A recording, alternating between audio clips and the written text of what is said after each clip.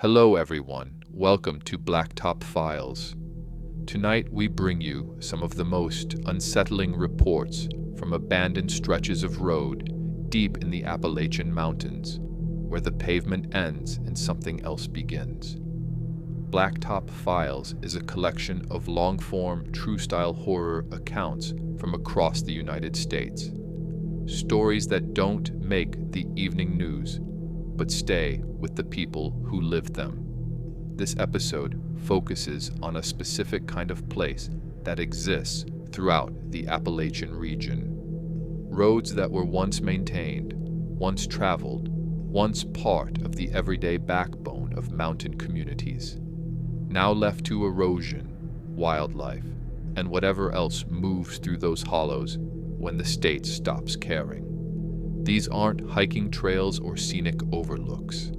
They're the remnants of logging routes, old state highways bypassed by newer construction, access roads to shut down mining operations, and connections between towns that no longer exist. They still appear on some maps, sometimes with names, sometimes just as thin gray lines that stop halfway up a ridge. The people who end up on these roads do so for practical reasons: work, shortcuts during bad weather, cheap property, or simply because they've always known the route and never thought twice about it. What makes these accounts disturbing isn't just what happened on those roads, but the patterns that emerge when you line them up. The same kinds of encounters, separated by years and miles, occurring on stretches of crumbling asphalt that haven't seen a maintenance crew in decades. The same attempts at rational explanation, the same moment when that explanation stops holding up, and the same quiet decisions afterward to find another way, no matter how much longer it takes. If you've been enjoying these files, please subscribe to Blacktop Files and turn on notifications so you don't miss the next episode. If you've had your own encounter on a back road, an old highway, or any place that didn't feel right, share it in the comments. We read every one of them, and a future file might be built around what you saw. Let's begin with the first account, from someone who thought he understood every mile of his delivery route. The dispatcher kept asking why I didn't just take the main highway that winter, and I never gave her a straight answer, because the real one made me sound like I'd lost it. I'd been running parts for a small automotive supplier out of a warehouse near Elkins for about 4 years, mostly to garages and dealerships scattered across 3 counties. The route was long but predictable, and I'd gotten good at shaving time off it by using old state roads that didn't show up on the GPS but cut 20, sometimes 30 minutes off the drive when the weather cooperated. One of those roads was an abandoned stretch of what used to be Route 29, a section that got bypassed when they built the current highway back in the 80s. It ran for about 11 miles through a heavily forested area, mostly uphill, with a few sharp switchbacks, before it reconnected with a county road that took you straight into the next town. The pavement was still intact for the most part, just worn and patched in ways that told you no one had cared about it in decades. There were no lines painted on it, no reflectors, no signs except for one rusted state route marker at the southern entrance that was so faded you couldn't read the number unless you already knew what it said. The Forest Service had gated off a few spur roads that branched into logging areas, but the main stretch stayed open, probably because it was still the fastest way to reach a couple of hunting cabins and a fire tower someone maintained up near the ridge. I'd been using it 2 or 3 times a week for years, usually in the early afternoon on my way back from a cluster of stops in the northern part of my route. It was dependable in summer and fall, less so in winter, but I knew where the trouble spots were: a low section that flooded during heavy rain, a stretch of switchbacks where ice lingered in the shade even after the rest of the road had cleared, and a steep incline near the midpoint where your transmission had to work if you were driving anything heavy. I drove a Chevy cargo van, older model, reliable enough but not built for serious off-roading. The road didn't require that, though. It just required attention and a working knowledge of when to slow down and when to keep your speed steady so you didn't lose momentum on the hills. The first time I noticed something off was early December, after the first real snow of the season. I'd waited until the main roads were plowed before heading out, and by the time I reached the southern entrance to the old highway, the sun was low and the temperature was dropping fast. The road hadn't been plowed, obviously, but the snow wasn't deep, maybe 3 or 4 inches, and my van handled it without trouble.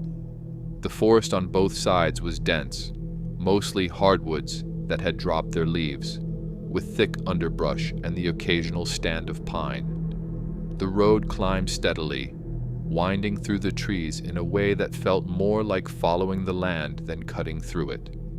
About 6 miles in, I came around a curve and saw something in the road ahead. I slowed down, trying to make sense of it in the failing light. It looked like a car, angled across both lanes. Its front end pointed toward the ditch on the right side. It was an older sedan, something domestic, maybe a late 90s model, covered in snow but not buried. The windows were fogged over and I couldn't see anyone inside. I stopped about 30 feet back and left the engine running, waiting to see if anyone got out or waved me down. Nothing moved. I put the van in park and stepped out, keeping my phone in my hand even though I knew there wasn't any signal up here. The cold hit me immediately, sharp and dry, the kind that makes your lungs ache if you breathe too fast. The only sound was the wind moving through the trees and the faint ticking of my engine cooling. I walked toward the sedan, my boots crunching in the snow, and called out a couple of times to see if anyone was inside. No response. When I got close enough to look through the driver's side window, I could see the interior was empty. The keys weren't in the ignition, and there was no visible damage to the car. No flat tire or broken glass. Nothing that explained why it was sitting there. I walked around to the front and checked the hood. It was cold, no residual heat, which meant the car had been there for a while, maybe hours. The snow on the roof and hood was undisturbed, smooth and even, no sign that anyone had brushed it off or leaned against the vehicle recently. I looked at the ground around the car, expecting to see footprints leading away into the trees or back down the road, but there was nothing. Just the tire tracks where the car had come to a stop, already softened by the snow, and my own prints leading up from the van. I stood there for a minute, trying to work it out. Maybe someone had abandoned the car earlier in the day and hitched a ride with a passerby, though I hadn't seen another vehicle since I'd turned onto the old highway. Maybe they'd walked back down the road before the snow started, and the fresh accumulation had covered their tracks. That made sense if the timing was right. If they'd left the car in the morning and the snow had started an hour or two later, but the car's position bothered me. It wasn't pulled off to the side like you'd expect if someone had engine trouble. It was angled across the road like they'd swerved or stopped suddenly, and there was no sign of what they might have been avoiding. I took a few pictures with my phone, more out of habit than anything else, and walked back to the van. I figured I'd mention it to the dispatcher when I got back into signal range. Let her pass it along to the county sheriff or whoever handled this stretch. I maneuvered the van around the sedan, staying close to the left edge of the road where the shoulder dropped off into a shallow ditch.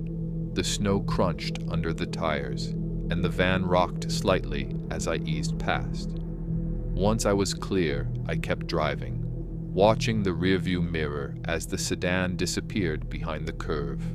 The rest of the drive was uneventful. I reached the county road connection without seeing another vehicle or any other signs of trouble, and by the time I got back to the warehouse, it was full dark and I'd half forgotten about the car. I mentioned it to the dispatcher the next morning, and she said she'd pass it along, but I never heard anything more about it. A week later, I took the old highway again, this time in clearer weather, and the sedan was gone. The snow had melted in most places, leaving just a few patches in the shade, and there was no trace of the car or any indication it had been there. I assumed someone had come back for it, or had it towed, and I didn't think much more about it. The second time was different. It was late January, and I was making the same run, this time in the late afternoon after a morning of delays. The weather was cold but clear, and the road was dry except for a few icy spots in the switchbacks where the sun never quite reached. I was about halfway through the 11-mile stretch when I came around a curve and saw another vehicle in the road. This time it was a pickup truck, newer than the sedan, dark blue or maybe black, parked at an angle in the middle of the lane. I slowed down immediately, my stomach tightening before I could even process why. The truck's position was almost identical to the sedan's, angled across the road, front end toward the ditch, no visible damage. I stopped about 40 feet back and sat there with the engine running, staring at the truck. The windows weren't fogged this time, and I could see into the cab. It was empty. No keys in the ignition, no one in the driver's seat or passenger side. The truck bed was empty too, just a black liner dusted with a thin layer of old snow. I got out slowly, scanning the trees on both sides of the road, half expecting to see someone walking back from the woods or standing near the shoulder. There was no one.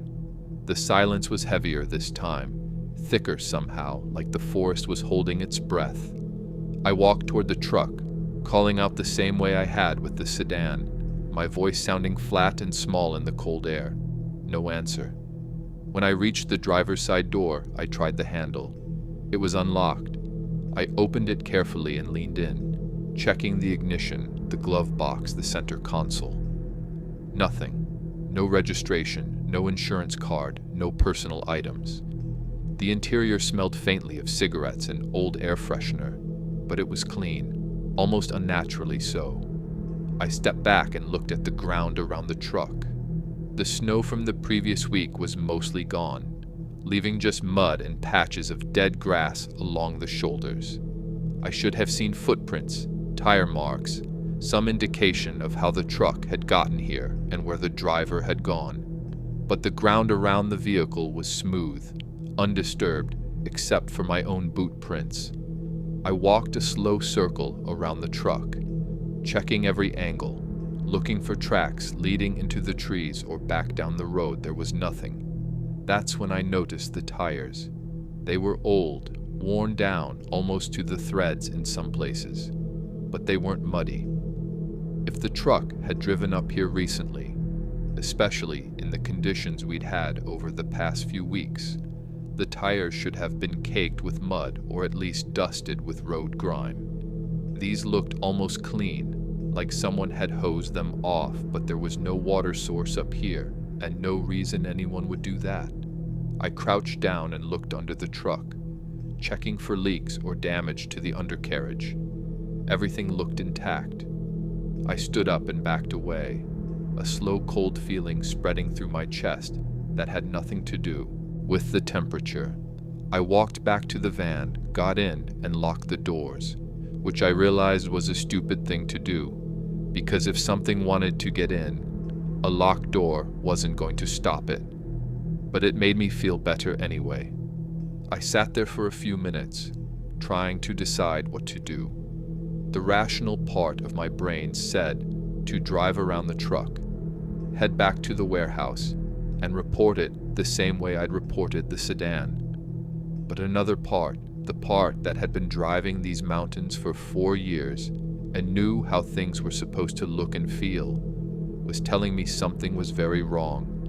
I pulled out my phone and took pictures again, more this time, capturing the truck from every angle, the empty interior, the clean tires, the undisturbed ground. Then I put the van in gear and eased around the truck, staying as far to the left as I could without dropping into the ditch. As I passed, I glanced into the cab one more time.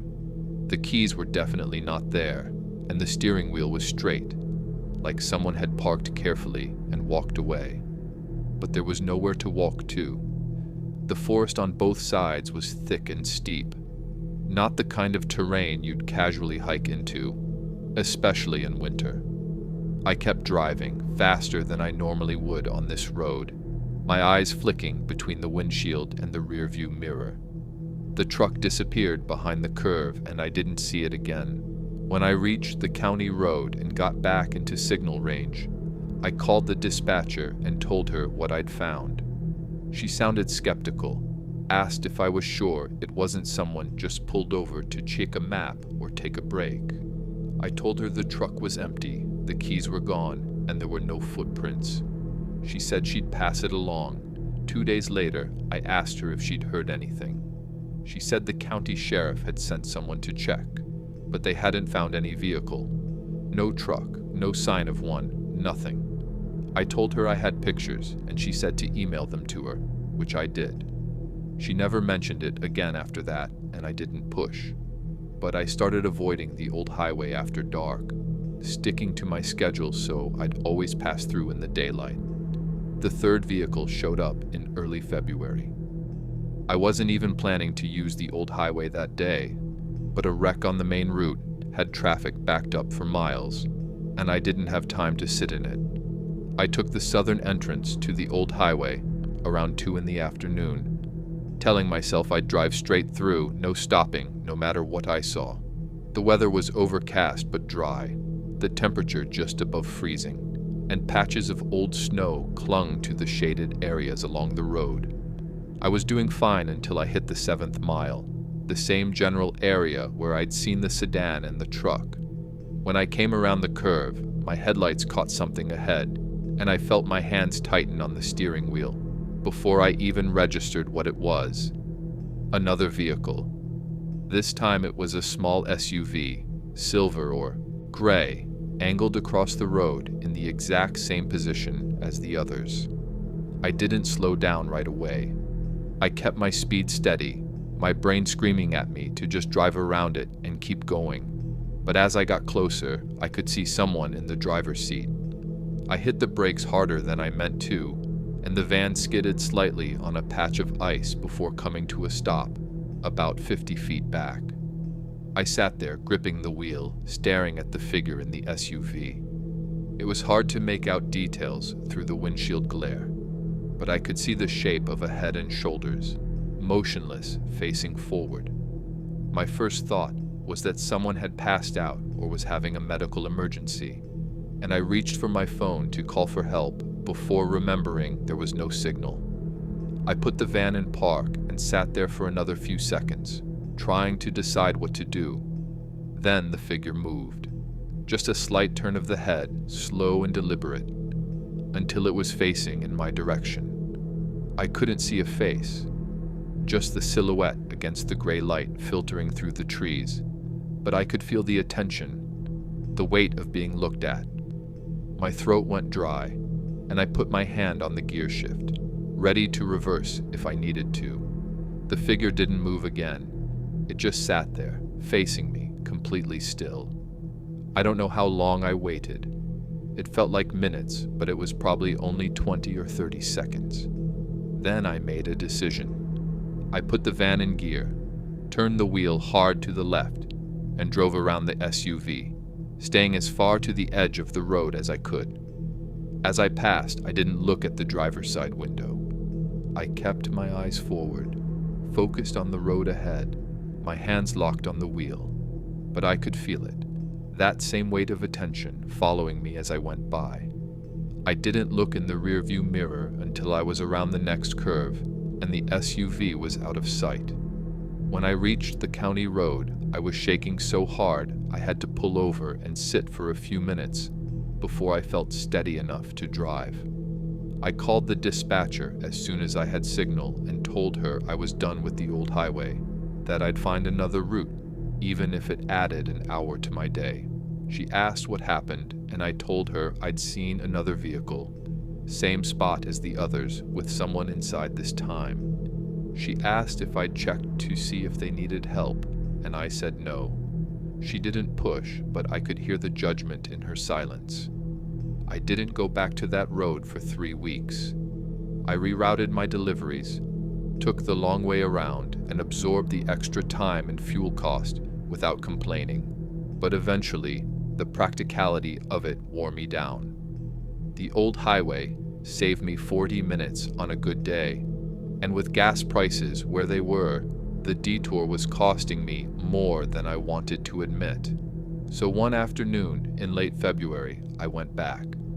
It was a clear day, cold but bright, and I told myself I was being paranoid. I'd driven that road hundreds of times over the years without incident.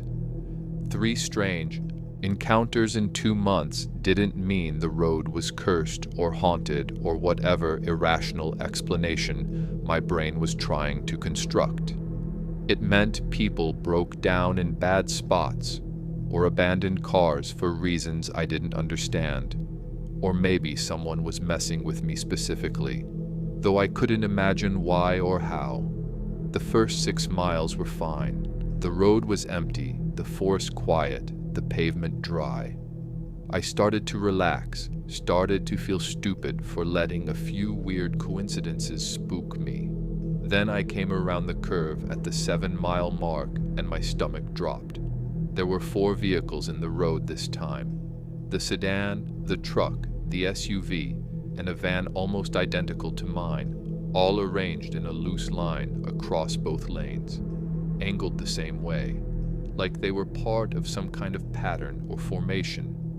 I hit the brakes and stopped so hard the cargo in the back shifted and slammed against the partition. I sat there staring, my mind refusing to process what I was seeing. None of these vehicles should have been here. The sedan and truck had both disappeared weeks ago, and I'd never seen the SUV again after that one encounter. And the van, my van, sitting there in the road like a mirror image of the one I was driving, was impossible. I looked down at my steering wheel, at the crack in the dashboard I'd been meaning to fix, at the faded air freshener hanging from the rearview mirror, confirming that I was in my vehicle, not looking at it from outside. I reached for my phone and pulled up the pictures I'd taken of the previous vehicles. The sedan was the same, the truck was the same, but the van in the road ahead of me wasn't in any of my photos because I'd never seen it before. I zoomed in on the license plate, trying to make out the numbers, but the angle was wrong and the light was too flat. I looked up at the line of vehicles again, and that's when I noticed none of them had plates. The brackets were empty, just bare metal or plastic, like the plates had been removed deliberately. I put the van in reverse, my hands shaking, and started backing down the road. I didn't take my eyes off the vehicles ahead, half expecting them to start moving, to follow me, to do something. But they stayed motionless, frozen in place like props on a stage. I backed around the curve I'd just come from, then turned the van around in a wide pullout I remembered passing and drove back toward the southern entrance. I didn't stop until I was on the county road, miles away, with houses and traffic and normal daylight all around me. I called the dispatcher and told her I was quitting the route, that she'd need to reassign it or find someone else to cover that section. She asked why, and I told her the truth, all of it, knowing how it sounded. She listened without interrupting, and when I finished, she was quiet for a long time. Then she said she'd see what she could do. The next day, she called me into her office and told me they'd decided to reroute my deliveries permanently, consolidating the northern stops with another driver's schedule. She didn't explain why, and I didn't ask. But before I left, she mentioned that the county had closed the old section of Route 29 a few years back, officially with gates and signs. But someone kept cutting the locks and removing the barriers. They'd given up trying to keep it closed after a while, she said, because it wasn't worth the cost and no one used it anyway. I told her I'd been using it for 4 years, and she looked at me with an expression I couldn't quite read. Then she said that was interesting because according to the county records, the road had been fully decommissioned and gated off since 2014, 2 years before I started working there. I started to argue to tell her I had pictures, GPS logs, dozens of trips documented, but she held up her hand and said it didn't matter. The route was changed, the issue was resolved, and we didn't need to talk about it anymore. I drove past the southern entrance a few months later, on my way to a personal trip. The gate was there, new and solid, with a thick chain and a county lock. A sign next to it read, "Road closed, no public access." I pulled over and got out, walking up to the gate to look down the road. The pavement beyond the gate was cracked and overgrown, weeds pushing through the surface, and the forest had encroached on both sides, narrowing the lane. It looked like it hadn't been used in decades.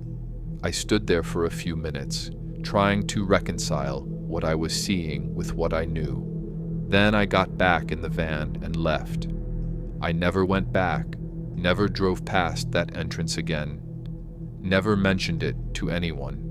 But sometimes, late at night, when I'm planning routes or looking at maps, I'll see that thin gray line on the older atlases, the one that connects 2 county roads through 11 miles of mountain forest, and I'll remember the way the vehicles looked, angled across the road in the same position. Over and over, like something was trying to tell me, the road didn't end where I thought it did.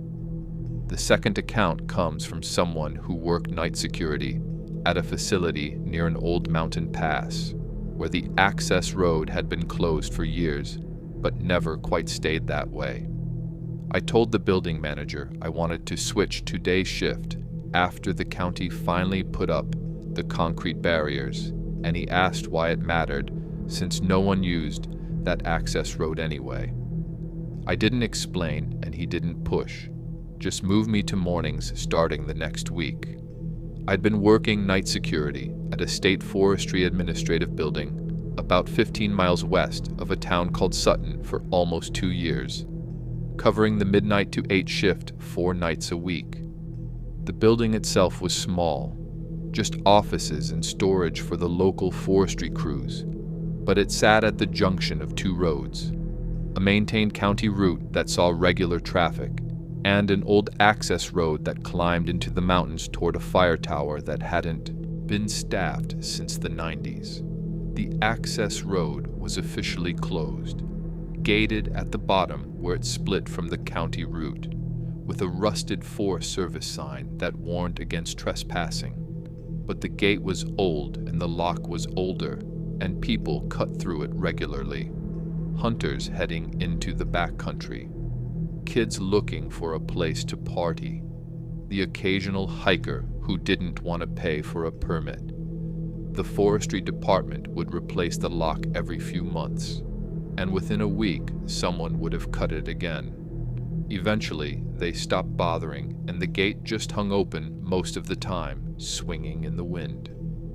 My job was straightforward: walk the building perimeter twice a night, check the doors and windows, monitor a handful of security cameras that covered the parking lot and the main entrance, and stay awake.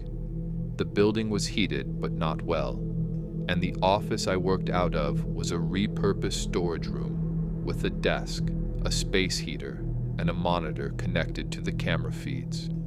The nearest town was 20 minutes away, and cell service was spotty depending on where you stood. I had a landline in the office and a radio that connected to the county dispatch, but I rarely needed either. The first few months were uneventful. I'd see the occasional car pull into the parking lot, usually someone lost or looking for a place to turn around. And once or twice a week, I'd spot a vehicle heading up the access road, headlights bouncing through the trees as they climbed toward the fire tower. I didn't report these because it wasn't technically my jurisdiction. and the forestry crews had made it clear they didn't care unless someone was doing damage to the property.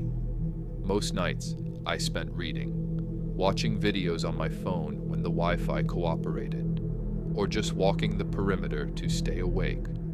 The first time I noticed something off was in late October, after the first hard freeze. I was doing a perimeter check around 2 in the morning, walking the gravel path that circled the building, when I heard a vehicle coming up the access road. The sound was distinct. The low rumble of an engine working hard, the crunch of gravel under tires, the occasional scrape of undercarriage on rock.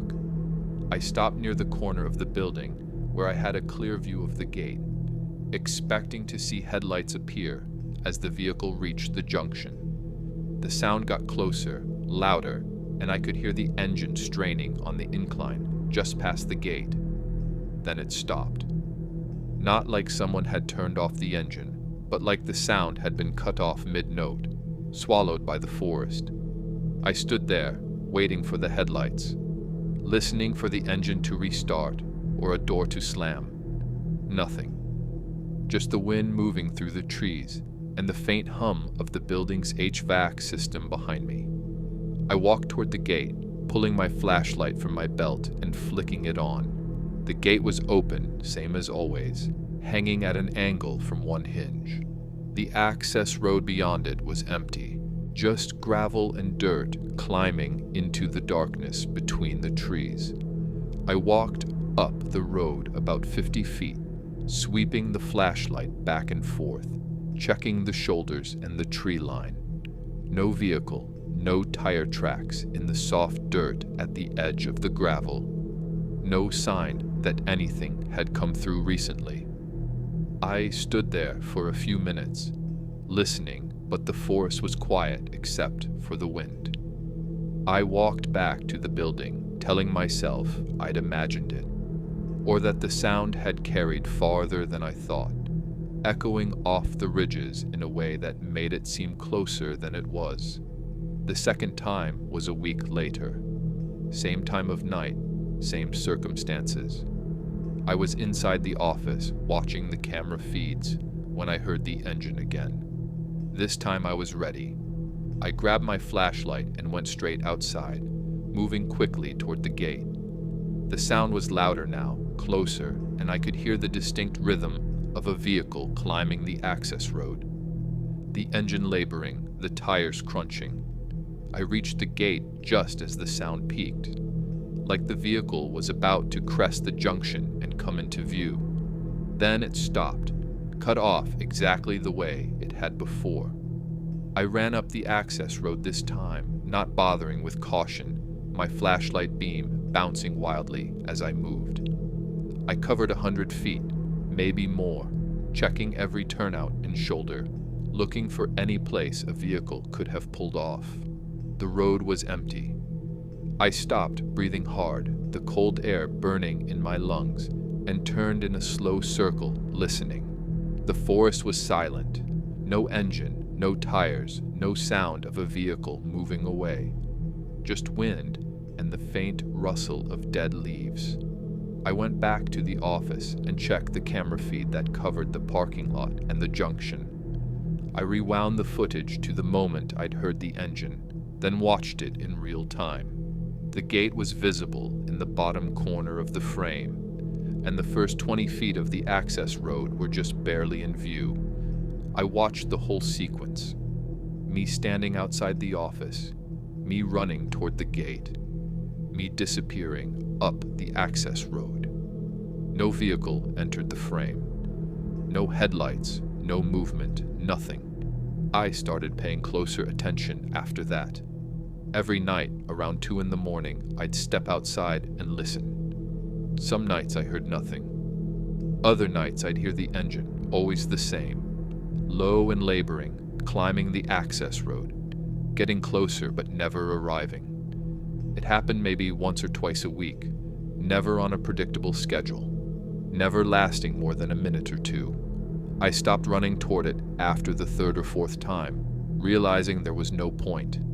Whatever I was hearing, it wasn't a real vehicle. Or if it was, it existed in a way that didn't leave tracks or show up on camera.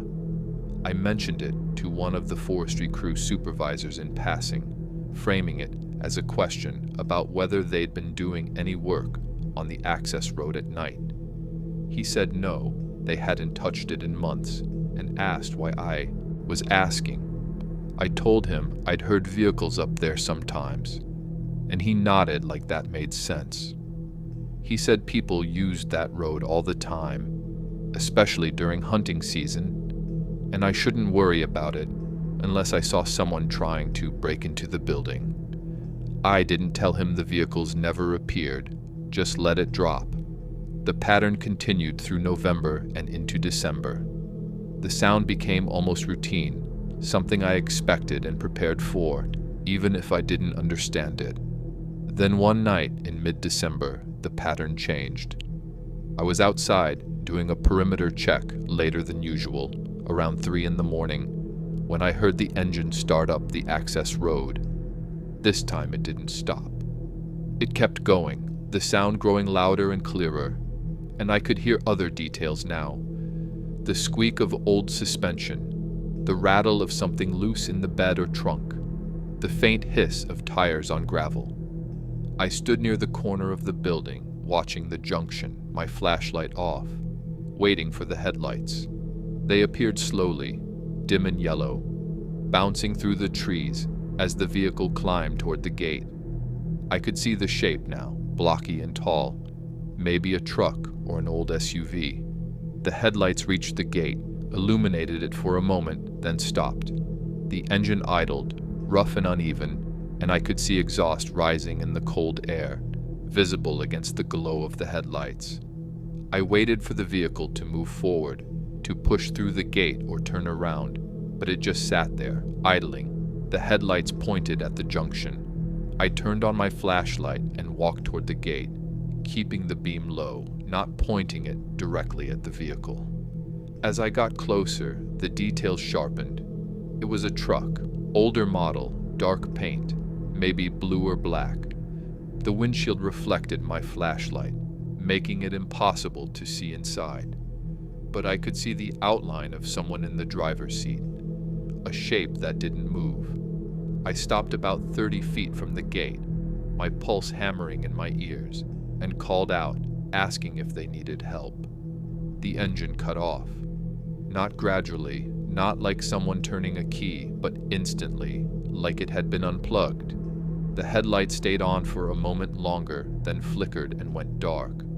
I stood there, my flashlight the only source of light now, illuminating the truck in a narrow cone. The driver's side door was closed, the windows were up, and I couldn't see any movement inside. I called out again, louder this time, and took a few steps closer. The headlights came back on. Not gradually, but all at once, bright and blinding, pinning me in place. I raised my hand to shield my eyes, and in that moment I heard the engine start again. The same rough idle, the same rattle. Then the truck started moving. Not forward, toward me, but backward, down the access road. The headlights still pointed at me, the reverse lights dark. It moved smoothly, steadily, faster than I would have thought possible on that terrain in reverse. I watched it, retreat, the headlights shrinking, the sound of the engine fading, until both disappeared around the first curve. I ran to the gate and up the access road, my flashlight cutting through the darkness. But by the time I reached the curve, the truck was gone. No sound, no lights, no indication it had been there. I checked the ground looking for fresh tire tracks, but the gravel was undisturbed. I stood there for a long time, trying to process what I'd seen, trying to find a rational explanation that fit. There wasn't one. I went back to the office and called the county dispatch, told them I'd seen a vehicle acting strangely on the access road, and asked if they could send someone to check it out. The dispatcher said they'd log it, but that they didn't patrol that area regularly, and it would be a while before someone could get there. I thanked her and hung up, knowing no one would come. The rest of the night was quiet. I stayed inside the office, watching the camera feeds, glancing at the window every few minutes. The access road remained empty, the junction undisturbed. When my shift ended at 8, I drove past the gate on my way out, slowing down to look up the road. In the daylight, it looked exactly as it always did. Overgrown, unused, unremarkable. The next night, I heard the engine again, same time, same pattern. This time I didn't go outside. I stayed in the office, listening to the sound climb and fade, and told myself it was wind or machinery or something my brain was constructing out of ambient noise. But I knew better. I'd seen the truck, seen the headlights, seen it move in a way that didn't make sense. And over the next few weeks, as the sound became more frequent and the details more vivid, I started noticing something else. The truck always appeared at the same point, just past the first curve, and it always retreated the same way. It never came closer than the gate, never turned around, never deviated from the pattern. It was like watching a recording play out, the same sequence over and over, except I could interact with it. When I called out, the engine cut off. When I moved closer, the headlights turned on. When I stood still, it retreated. It responded to me, but only in specific ways, like it was following a script. I started testing it, cautiously at first, then with more confidence. I'd walk to the gate at different times, stand in different positions, call out different things. The truck's responses were consistent but limited. It only appeared between 2 and 3 in the morning. It only retreated if I moved toward it. It only stayed if I remained still. And it never, ever came past the gate. By mid-January, I documented dozens of encounters. I took notes, recorded audio on my phone, tried to capture the headlights on video.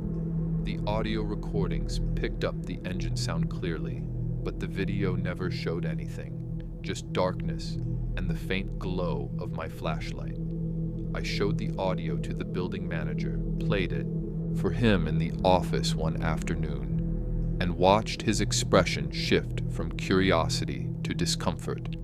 He asked where I'd record it, and I told him. He was quiet for a moment, then said he'd heard similar sounds when he used to work night shifts years ago, back when the building first opened.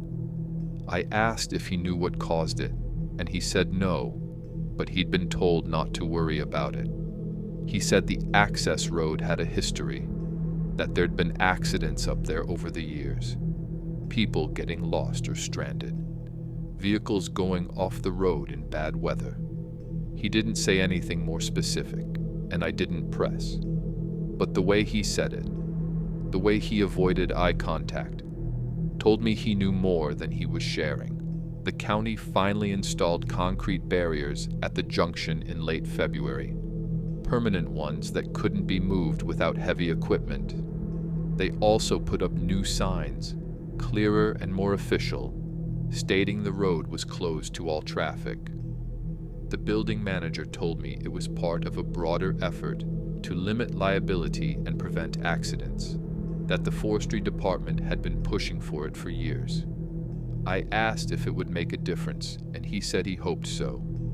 The first night after the barriers went up, I didn't hear the engine. The second night was the same. By the end of the week, the silence felt strange, almost unsettling, like I'd gotten used to the pattern, and now its absence was louder than the sound had been. I walked to the gate during my rounds, shining my flashlight up the access road, half expecting to see the headlights appear. They never did. I stayed on night shift for another month after that, partly to see if the pattern would return, partly because I didn't want to admit how much it had affected me. But the road stayed quiet, and eventually, I asked for the transfer to day shift. I've driven past the junction a few times since then, always during the day, always with traffic and people around. The barriers are still there, solid and undisturbed, and the access road beyond them is slowly being reclaimed by the forest. The gravel is disappearing under moss and dead leaves, and saplings are pushing up through the surface. But every now and then, late at night when I'm home and the house is quiet, I'll hear a sound in the distance that reminds me of that engine, low and laboring, climbing something I can't see. And I'll wonder if the road is still there, somewhere, in a version of the mountains that doesn't quite match the one I drive through every day, and if the truck is still following its pattern, retreating from a gate that might not exist anymore, waiting for someone to stand still long enough to see what happens next. The third story comes from a man who bought property on an old logging road, thinking the isolation was an advantage until he realized the road connected to something else. The realtor never mentioned the upper access point when she showed me the property, and I didn't think to ask because I assumed the logging road I used to reach the cabin was the only way in. I'd been looking for a cheap place to use as a hunting cabin, somewhere I could stay during the season without paying for a hotel, and the listing had caught my attention because of the price. 12 acres with a small 2-room structure, well water, and access to national forest land on 3 sides. The only downside was the location. 40 minutes from the nearest town on a logging road that hadn't been maintained in years. But I had a 4-wheel drive truck and enough experience with rough roads that it didn't seem like a deal breaker. The cabin itself was in decent shape for its age, built sometime in the 70s with rough timber and a metal roof that had held up better than I expected. The interior was basic: a main room with a wood stove and a kitchenette, a smaller back room with space for a couple of bunks, and a bathroom added later with a composting toilet and a gravity-fed shower. The well was hand-dug, shallow but functional, and the solar panels on the roof were old, but still generating enough power to run a few lights and charge devices. The realtor said the previous owner had used it as a hunting cabin for years before he passed away, and his family just wanted it sold.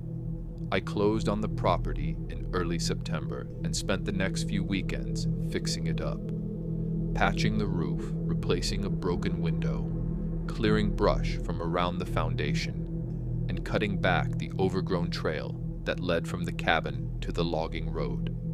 The isolation was exactly what I'd been looking for.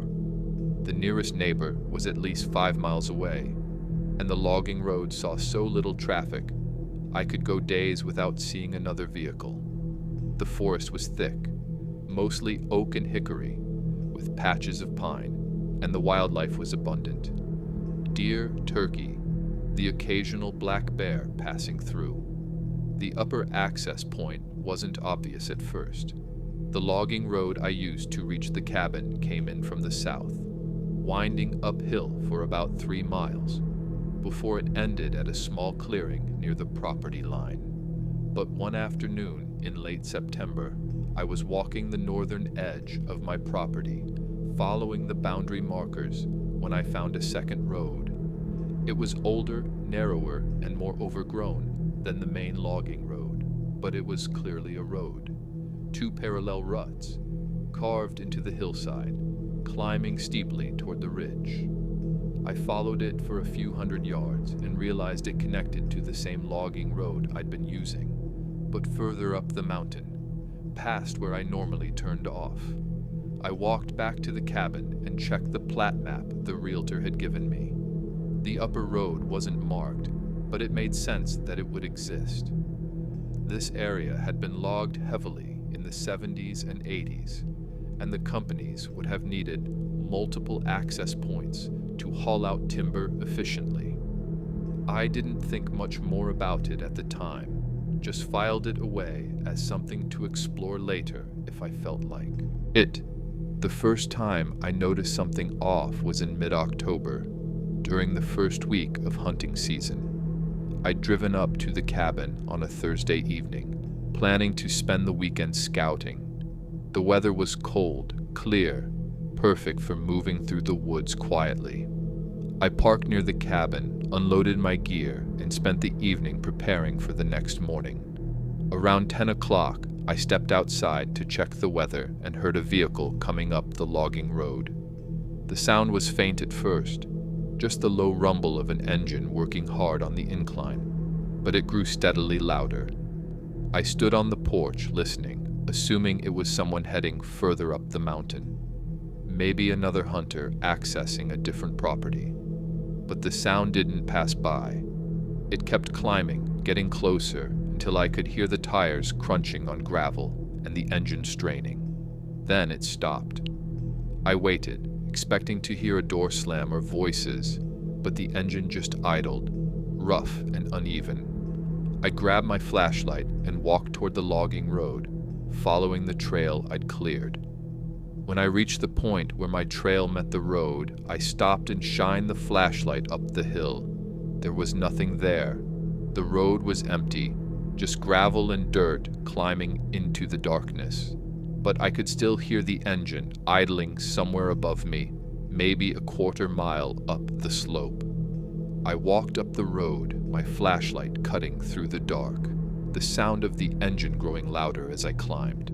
I covered 100 yards, then 200, checking every turnout and pull-off. The road was empty. The sound peaked, then cut off abruptly, like someone had turned a key. The silence that followed was so complete, it felt heavy, oppressive. I stood there for a few minutes, listening, then walked back to the cabin. I told myself it was a hunter, scouting late, or someone who'd turned around higher up the mountain, the sound carrying strangely in the cold air. The next night, the same thing happened. Same time, same sound, same pattern. The engine climbed the logging road, idled somewhere above me, then cut off. This time I didn't go looking for it. I stayed on the porch, listening, trying to pinpoint the direction. It seemed to be coming from the upper access point, the overgrown road I'd found on the northern edge of the property. I made a note to check it out the next day. In the morning, I walked the upper road, following the ruts uphill, until they reconnected with the main logging road about a half-mile above my turnoff. The road was in bad shape, washed out in places with saplings growing up through the surface. But there were no fresh tire tracks, no sign that anyone had driven through recently. I walked further, checking the main logging road for signs of traffic, but it was the same. Overgrown, unused, undisturbed. I went back to hunting, telling myself I was overthinking it, but the sound continued every night. Always between 10 and 11, always the same pattern. By the end of the week, I'd stopped investigating and just accepted it as part of the background noise, like wind or distant thunder. It bothered me, but not enough to leave. The pattern changed in early November. I'd come up for a long weekend, arriving late Friday night. The weather had turned cold and damp, with low clouds that made the forest feel smaller and darker. I unloaded my gear and went to bed early, planning to be up before dawn. Around midnight, I woke to the sound of the engine. It was louder than usual, closer, and I could hear other details now. The squeak of suspension, the rattle of something loose, the grind of gears shifting. I got up and looked out the window. The cabin faced south, toward the main logging road, but the sound was coming from the north, from the direction of the upper access point. I pulled on my boots and jacket, grabbed my flashlight, and walked outside. The air was cold enough to see my breath, and the clouds blocked the moon, making the darkness almost total. I followed the trail to the northern edge of the property, moving slowly, listening. The engine sound was clear now, distinct, and I could tell it was moving, climbing the upper road toward the ridge. I reached the point where the upper road started and stopped, shining my flashlight up the slope. There were headlights, 2 dim yellow beams bouncing through the trees, maybe 200 yards up the road. I stood there, watching, my breath catching in my throat. The headlights moved steadily, climbing the ruts, and I could see the shape of a vehicle now, blocky and dark, maybe a truck or an old Jeep. It reached a level section of the road and stopped. The headlights pointed uphill, the engine idling. I called out, my voice sounding small and flat in the heavy air, asking if they needed help. The headlights turned. Not the vehicle, just the lights, swiveling slowly until they were pointed directly at me. I froze, the flashlight beam trembling in my hand, and stared at the lights. They didn't move, didn't flicker, just stayed locked on my position. Then the engine revved, loud and aggressive, and the vehicle started reversing. Not turning around, not backing up carefully, but reversing at speed, the headlights still pointed at me, the tires skidding on the loose gravel. It disappeared around a curve, the lights cutting out abruptly, and the engine sound faded until it was gone.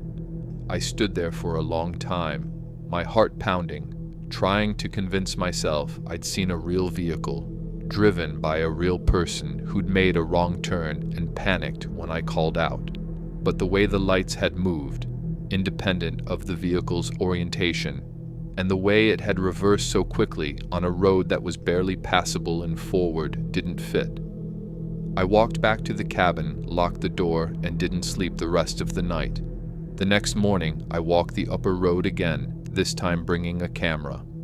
I followed the ruts all the way to the ridgeline, checking every section for fresh tracks or disturbances. The road was empty, the surface soft enough that tire tracks should have been obvious, but there was nothing. I took pictures of the road, the trees, the areas where I'd seen the headlights, and reviewed them later on my phone. They showed exactly what I'd seen. An overgrown logging road, untouched and unused. I spent the rest of the weekend inside the cabin, leaving only to hunt during daylight. I heard the engine every night, always from the upper road, always following the same pattern. On Sunday, I packed up and drove home, telling myself I'd figure it out later, that I just needed some distance to think clearly. But I knew I wasn't going back, not overnight, maybe not at all. I talked to the realtor a few days later, calling her on the pretext of asking about property taxes. I mentioned the upper road, asked if she knew anything about it or if anyone else used it. She said she didn't know anything about a second road, that the property had only ever had one access point as far as she was aware. I described where it was, how it connected to the main logging road, and she said she'd checked with the previous owner's family. She called me back a week later and said they didn't know anything about it either, but one of the sons had mentioned hearing stories about an accident on that part of the mountain back in the 80s. A logging truck went off the road during a storm, rolled down the hillside, killed the driver. She said it might have been on the same stretch I was talking about, but she wasn't sure. I asked if she thought that was relevant, and she said probably not. That accidents happened all the time in logging operations, and it didn't mean anything. But she said it in a way that made me think she didn't believe it. I thanked her and hung up, and I haven't been back to the cabin since. I've thought about selling it, listing it the same way I bought it, cheap and isolated, perfect for someone looking to get away. But I can't bring myself to do it without mentioning the upper road, without warning whoever buys it that they might hear something at night, something that climbs the hill and idles just out of sight, waiting for someone to call out or shine a light in its direction. And I don't know how to explain that without sounding like I've lost it. The property is still mine, technically. I pay the taxes every year, and sometimes I look at the plat map and trace the boundary lines with my finger, stopping at the northern edge where the upper road begins. And I wonder if the truck is still there, still climbing that overgrown logging road every night, still reversing away from anyone who gets too close, locked in a pattern that started decades ago and never quite finished. The fourth account comes from someone who worked as a courier for a small delivery company, running packages between towns in the mountains and learning too late that some routes aren't just about distance. The CO dispatcher told me the route was simple when she gave me the assignment that November. Just a straight run from Marion to a small town called Burnsville, maybe 40 miles through the mountains. She said the regular driver was out sick and they needed someone to cover the route for a few days. And since I'd been asking for more hours, she figured I'd take it. I said yes before she even finished explaining the details, and she handed me a clipboard with a list of stops and a map with the route highlighted in yellow marker. The route followed a state highway for most of the distance, a 2-lane road that climbed and descended through a series of ridges and hollows. The map showed a handful of turnoffs and side roads, but the main route was straightforward. Stay on the highway, follow the signs, deliver the packages to the addresses on the list. The dispatcher said the drive should take about 90 minutes each way if I didn't hit traffic or bad weather, and she wanted me to make the run twice a day, once in the morning and once in the afternoon, for the next 3 days. I left the depot around 7 on a cold, clear Monday morning, the cargo van loaded with boxes and envelopes stacked in the back. The first part of the drive was familiar. Smooth highway cutting through farmland and low hills. But once I hit the mountains, the road changed. The lanes narrowed, the curves tightened, and the shoulders disappeared in places, replaced by steep drop-offs on one side and walls of rock on the other.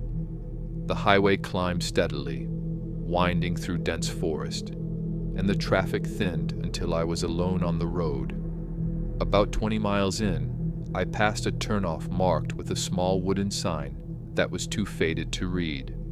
I didn't think much of it, just noted it as a landmark and kept driving. The highway continued climbing, the trees pressing close on both sides, and the sunlight filtering through the branches in sharp, angled beams. I made the deliveries in Burnsville without incident, spent about an hour dropping off packages at a handful of businesses and residences, then started the return trip. The drive back was quieter. The sun was higher now, the shadows shorter, and the road felt different, more open somehow. I passed the faded turnoff again, this time noticing a second sign further up the shoulder, newer and more legible. It read Old Highway 19, no outlet. I slowed down slightly, glancing at the map on the passenger seat, but the turnoff wasn't marked on it. I kept driving, assuming it was an abandoned section of road, something left over from an older route that had been replaced by the current highway. The second run that afternoon was uneventful. I made the same stops, followed the same route, and returned to the depot by early evening. The dispatcher asked how it went, and I told her it was fine, no problems. She seemed relieved and said the regular driver would be back by the end of the week, so I'd only need to cover 2 more days. I said that was fine and headed home. The next morning, I left earlier, trying to shave some time off the run so I could finish the afternoon deliveries before dark. The weather had changed overnight, low clouds settling into the hollows and a light drizzle starting as I reached the mountains.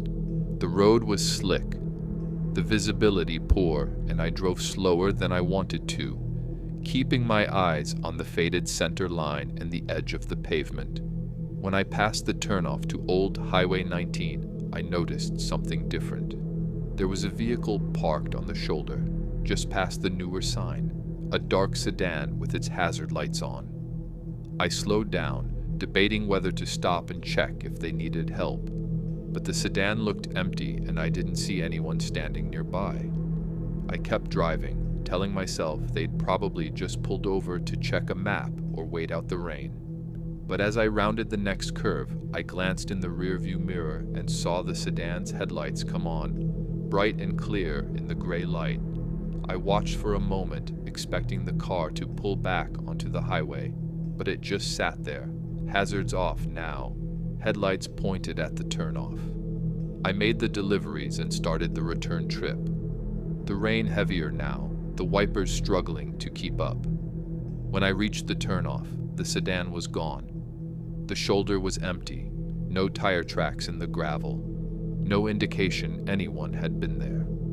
I slowed down anyway, scanning the area. And that's when I noticed the turnoff itself looked different. The pavement was darker, fresher, like it had been resurfaced recently. The trees along the shoulder were thinner, the undergrowth less dense.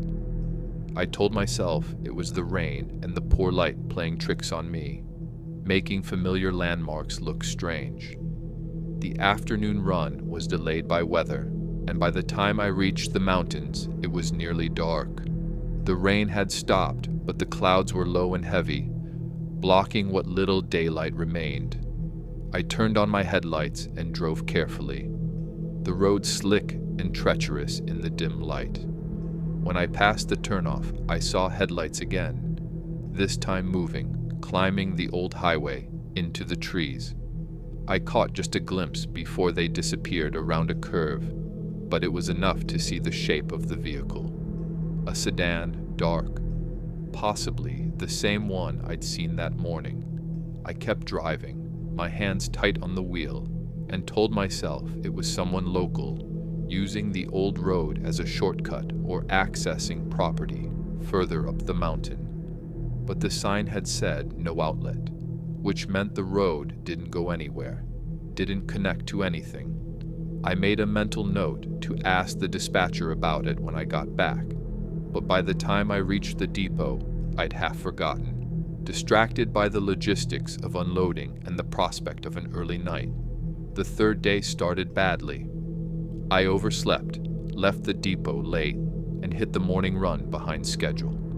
The weather was clear but cold, frost lingering in the shaded areas, and the road was slick in places where meltwater had refrozen overnight. I drove faster than I should have, trying to make up time, and when I passed the turnoff, I didn't even glance at it.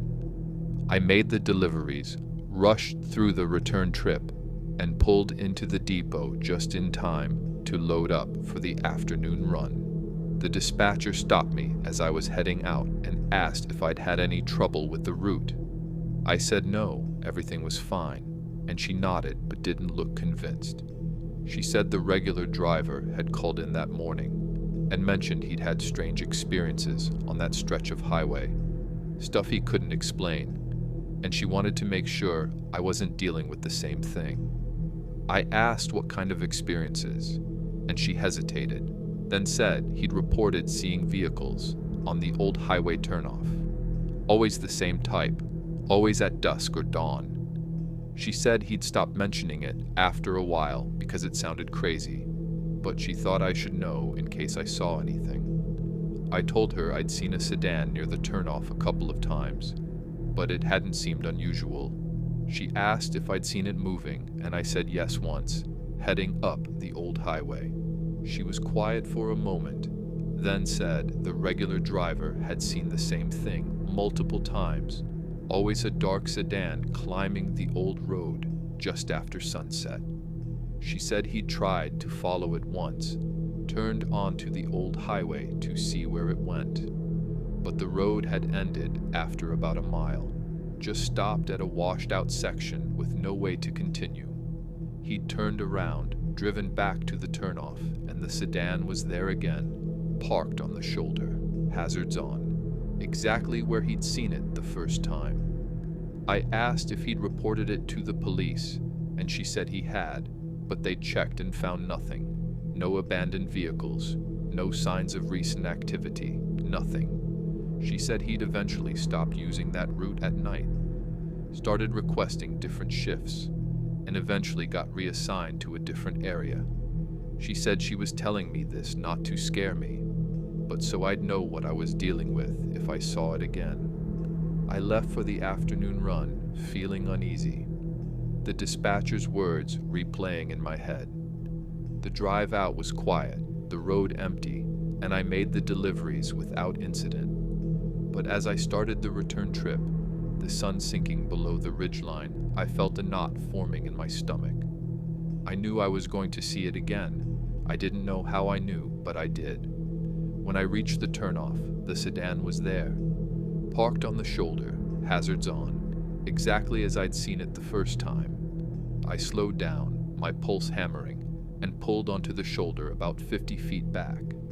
I sat there for a moment, trying to decide what to do, then turned on my hazard lights and stepped out of the van. The air was cold and still, the forest silent except for the faint hum of my engine and the ticking of the sedan's hazards.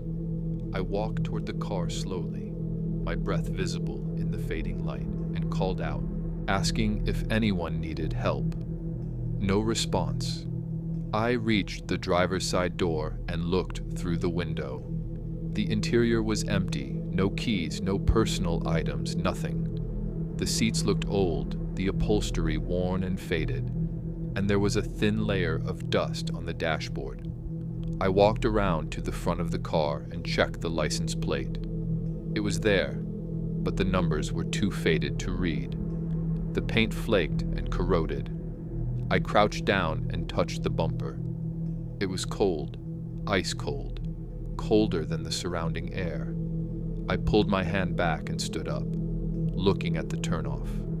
The old highway stretched into the trees, the pavement dark and smooth, the center line freshly painted. It didn't look abandoned. It looked maintained, active, like someone had been using it regularly. I walked to the edge of the turnoff and looked up the road. About 100 yards in, I could see another vehicle, parked in the middle of the lane, facing away from me. It was too far to make out details, but it looked like a truck, dark and blocky. I took a step onto the old highway, then stopped. Something felt wrong, not dangerous exactly, but wrong in a way I couldn't articulate. I backed up, returned to the van, and drove away. I didn't stop at the depot. I drove straight home, called the dispatcher from my phone, and told her I was done with the route, that she'd need to find someone else to cover the last 2 days. She asked why, and I told her about the sedan, the truck, the way the old highway looked maintained when it shouldn't be. She was quiet for a long time, then said she'd handle it, that I didn't need to worry about it anymore. I never ran that route again. The regular driver came back, stayed on it for a few more months, then quit the company entirely. I heard later that they'd closed that route permanently, consolidated the deliveries into a different run that took longer but avoided the old highway turnoff. I don't know if they ever figured out what was happening there, or if they just decided it wasn't worth the trouble.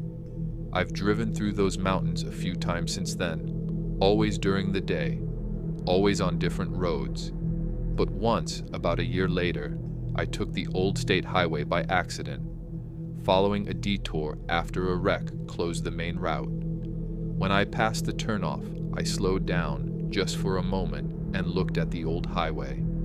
The pavement was cracked and overgrown, the center line faded to nothing, and the trees had closed in on both sides. It looked exactly like an abandoned road should look.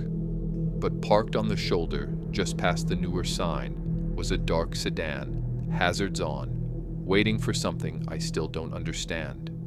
The fifth story involves a man who worked for a utility company, checking power lines along remote mountain roads and learning that some outages aren't caused by weather.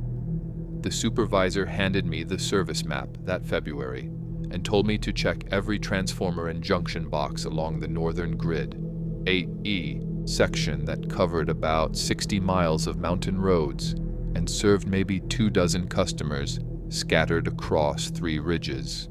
The area had been reporting intermittent outages for weeks, always at night, always in the same general zone, and the automated monitoring system wasn't picking up any faults.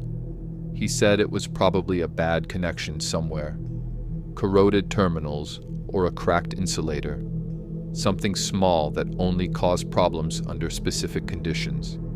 He wanted me to drive the whole route, do a visual inspection of every pole and box, and report anything that looked off.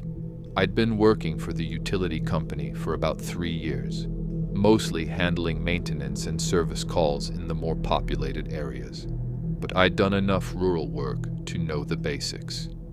The northern grid was old, installed in the 70s when the region was more active, and most of the infrastructure hadn't been updated since. The poles were weathered, the lines sagged in places, and the transformers were painted in layers of rust and old green enamel. It wasn't uncommon for parts of the system to fail, especially in winter when ice and wind put extra stress on the equipment. I left the yard around 8 in the morning, driving a company truck loaded with tools and spare parts. The route started on a maintained county road, then branched onto a series of gravel and dirt roads that climbed into the mountains, connecting the scattered properties. The map showed each pole and transformer with a number, and I was supposed to mark off each one as I checked it, noting any issues on a clipboard the supervisor had given me. The first part of the route was straightforward. I checked a dozen poles along the county road, found a few loose brackets and a cracked insulator, and made notes to send a crew back to fix them. The problems were minor, nothing that would cause the kind of outages the customers were reporting. I kept driving, following the map as the road narrowed and the forest thickened. The higher I climbed, the fewer properties I saw, until I was driving for miles between houses, the poles standing alone in the trees like sentinels. Around midday, I reached a section of the grid that followed an old access road, barely more than a trail, winding along the side of a ridge. The map showed 4 poles along the stretch, each serving a single property, set back from the road. I checked the first 3 without finding anything unusual, just the standard wear and tear, and then I reached the 4th pole. It was located at the end of the access road, where the trail terminated at a small clearing. The pole itself looked fine, no visible damage, but the transformer mounted near the top was dark, the housing stained with soot, and the glass insulators cracked. I parked the truck and got out, pulling on my gloves and grabbing a voltage tester from the toolbox. I walked to the base of the pole and looked up, checking the connections. The primary lines were intact, but the secondary lines that ran from the transformer to the customer's property were severed, the ends dangling about 10 feet above the ground. I frowned, trying to work out what had happened. The lines were thick, insulated, designed to handle significant weight and tension. They didn't just break on their own, not without a storm or a fallen tree or some other external force. But the area around the pole was clear.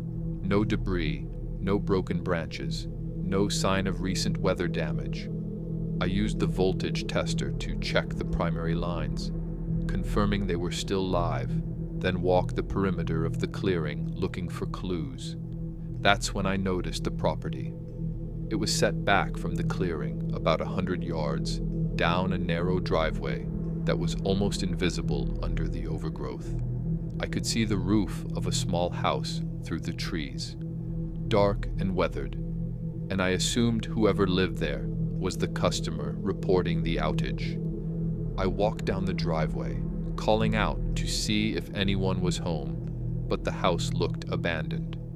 The windows were dark, the porch sagging, and the door was closed but not locked. I knocked anyway, waited, then tried the handle. The door opened with a creak, and I stepped inside. The interior was cold and musty, the air thick with the smell of mold and old wood. The main room was sparsely furnished, a couch and a table, a wood stove in the corner, and a few shelves lined with dusty jars and cans. There was no electricity, no lights, no appliances plugged in. I checked the other rooms, a small bedroom and a bathroom, and found the same thing. No signs of recent occupancy, no indication anyone had lived here in years. I went back outside and returned to the pole, pulling out my phone to call the supervisor. There was no signal, which didn't surprise me, so I made a note on the clipboard and decided to report it when I got back into range. I spent a few more minutes examining the severed lines, trying to understand what had caused the break. The ends were clean, almost too clean, like they'd been cut rather than torn. I dismissed the thought as paranoid and climbed into the truck, ready to move on to the next section of the route. As I started the engine, I glanced at the house one more time. There was someone standing on the porch, a figure dark and indistinct, facing in my direction. I froze, my hand on the gear shift, and stared at the figure. It didn't move, didn't wave, just stood there. I turned off the engine and got out, calling out again, asking if they needed help with their power. No response. I walked a few steps toward the driveway, and the figure turned and went inside, the door closing behind it. I stopped, my pulse quickening, and debated whether to follow. Every instinct told me to get back in the truck and leave, but I was supposed to document the outage, supposed to talk to the customer and understand what they'd been experiencing. I forced myself to walk down the driveway, my boots crunching on the gravel, and reached the porch. The door was closed again, and when I knocked, it swung open slightly, revealing the dark interior. I stepped inside, calling out, my voice echoing in the empty space. The figure was gone. I walked through the house again, checking every room, every closet, every corner. There was no one there, no sign anyone had been there recently, no footprints in the dust, no displaced furniture. I stood in the main room, my breathing shallow, and tried to rationalize what I'd seen. A shadow, maybe, or a trick of the light. But I knew what I'd seen, and it hadn't been a shadow. I left the house quickly, not bothering to close the door and return to the truck. I sat there for a moment, trying to steady my nerves, then drove away. The rest of the route was a blur. I checked the remaining poles mechanically, barely registering what I was looking at, and by the time I reached the end of the grid, it was late afternoon and the light was fading. I turned around and started the drive back, telling myself I'd report the severed lines and the abandoned property and let someone else deal with it. When I passed the clearing again, I slowed down, unable to stop myself from looking. The pole was there, the transformer dark, the severed lines dangling, but the house was gone. Not collapsed, not burned, just gone. The driveway was still there, leading into the trees, but where the house had been was just an empty space, overgrown with weeds and saplings. I stopped the truck, got out, and walked down the driveway, my flashlight cutting through the dimming light. The foundation was there, cracked and overgrown, with a few remnants of the structure, charred beams, pieces of siding, a rusted stove. But the house itself, the house I'd walked through just hours earlier, was gone. I stood there, staring at the foundation, trying to understand. Then I heard the sound. It was faint at first, a low hum, like electricity running through a wire. I turned toward the pole, expecting to see the transformer glowing, the lines sparking, but everything was dark. The hum grew louder, more distinct, and I realized it was coming from the driveway, from the direction of the foundation. I turned back and saw the figure again, standing at the edge of the clearing, facing me. This time, I didn't call out. I backed away slowly, my flashlight trained on the figure, and watched as it moved. Not walked, but moved, gliding across the ground without disturbing the leaves or the dirt. It reached the pole and stopped, standing directly beneath the severed lines. The hum grew louder, painfully loud, and I saw the lines start to sway, moving in a way that didn't match the wind or any physical force I could identify. Then the transformer exploded. The sound was deafening, a sharp crack followed by a shower of sparks and debris. I dropped to the ground, covering my head, and when I looked up, the figure was gone. The transformer was smoking, the housing split open, and The primary lines were arcing, sending bright flashes of light into the darkening sky. I ran to the truck, started the engine, and drove away without looking back.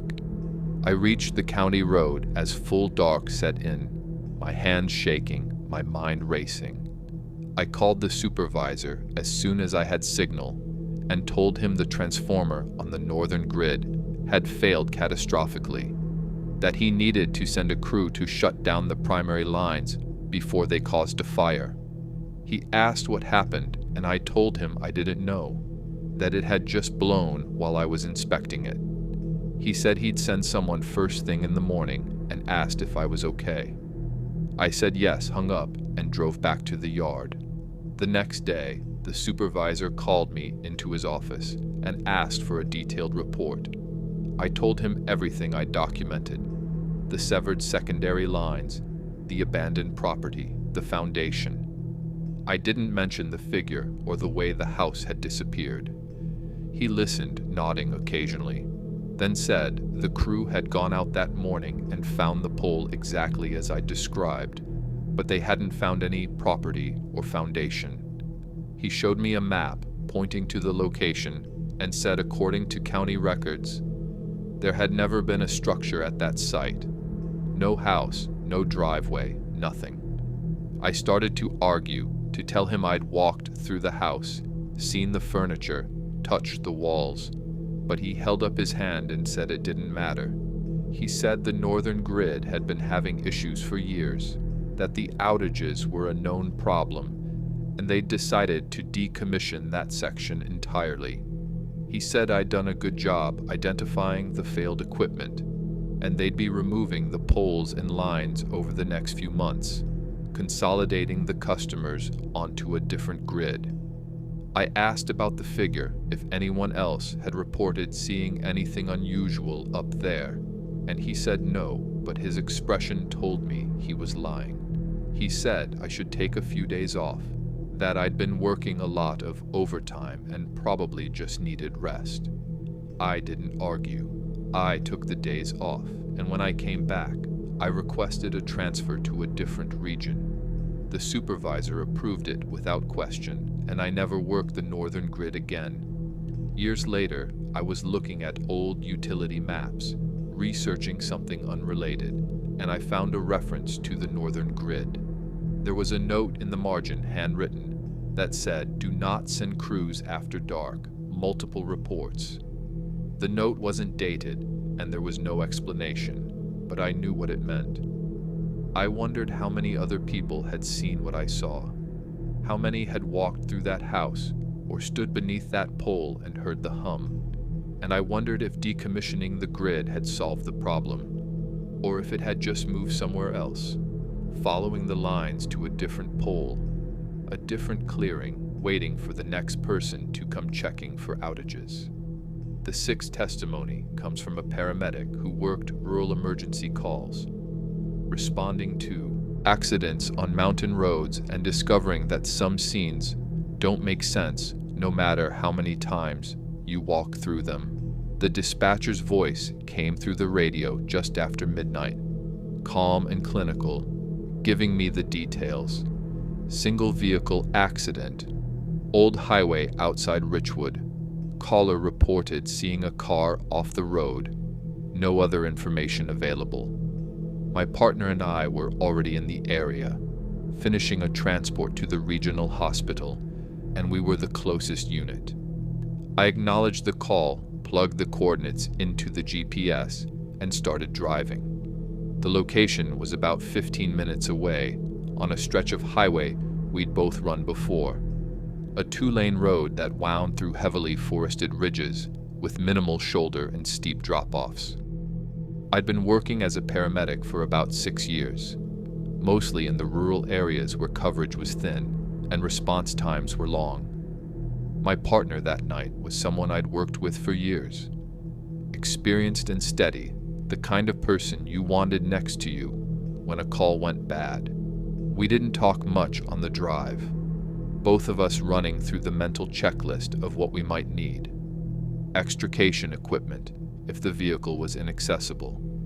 trauma supplies if there were serious injuries, body bags if we were too late.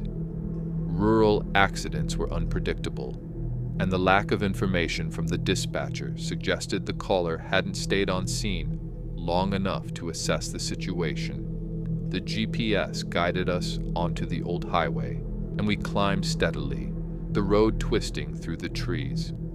The night was cold and clear, the moon bright enough to cast shadows, and there was no traffic. About a mile from the coordinates, I started scanning the shoulders and the tree line, looking for skid marks or broken guardrails or any sign of an accident. My partner spotted it first, pointing to a gap in the trees on the right side of the road where the undergrowth looked disturbed.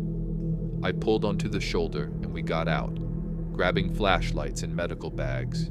The air was cold enough to sting, and the forest was silent except for the faint hum of the ambulance's engine cooling. I walked to the edge of the road and shined my flashlight down the slope. About 30 feet below, I could see a vehicle, a small sedan, resting against a tree. The front end was crumpled, the windshield shattered, and the driver's side door was open. I called out, identifying myself as a paramedic, but there was no response. My partner radioed dispatch, updating them on the situation, while I started down the slope. The ground was steep and loose, covered in dead leaves and fallen branches, and I had to move carefully to avoid losing my footing. When I reached the sedan, I swept my flashlight across the interior. The driver's seat was empty, the airbag deployed, and there was blood on the steering wheel and dashboard. The back seat was empty, no passengers, no cargo. I checked the surrounding area, looking for the driver, and found a trail of blood leading away from the vehicle, deeper into the trees. I called up to my partner, telling him we had a mobile patient, and he started down the slope with the additional equipment. I followed the blood trail, moving slowly, my flashlight tracking the drops and smears on the leaves and rocks. The trail led downhill away from the road into a section of forest that was dense and dark. I kept calling out, letting the patient know we were there to help, but the forest stayed silent. About 50 yards from the sedan, the trail stopped. Not gradually, like the patient had stopped bleeding or changed direction, but abruptly, like they'd simply disappeared. I stood there, sweeping my flashlight in a wide arc, looking for any indication of where they'd gone. The ground was undisturbed beyond the last blood drop. No footprints, no broken branches, nothing. I called out again, louder this time, and heard my partner crashing through the undergrowth behind me. He reached my position and I showed him the trail. The last blood drop, the empty forest beyond. He frowned, checked the ground himself, then suggested the patient might have circled back toward the road or moved laterally along the slope. We split up, moving in opposite directions, sweeping the area in a grid pattern.